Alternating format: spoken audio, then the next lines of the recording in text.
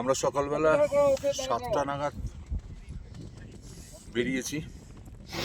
আজকে আমাদের আইস লেক অভিযান। আইস লেক আমাদের মোটামুটি অনেকটাই উঠে এসেছি। ওয়েদার খুব ভালো। বেরোনোর কথা ছিল 6:30 নাগাদ, আমাদের আধ ঘন্টা লেট হয়ে গেছে। একটু প্রথম দিন বলে একটুখানি আমরাও একটু লেজি ছিলাম।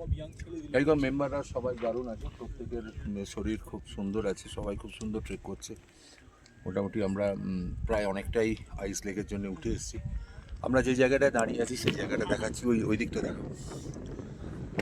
এটা হচ্ছে অন্নপূর্ণা 3, অন্নপূর্ণা 4, অন্নপূর্ণা 2, পাশটা হচ্ছে গঙ্গাপূর্ণা।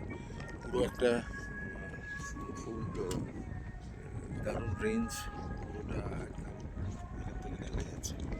ভীষণ ভালো জায়গা, ভীষণ সুন্দর পরিবেশ, সবাই দারুণ ভালো আছে। আমাদের লিডার মনোজদা দাঁড়িয়ে আছে, সবাইকে সুন্দর করে নিয়ে যাচ্ছে।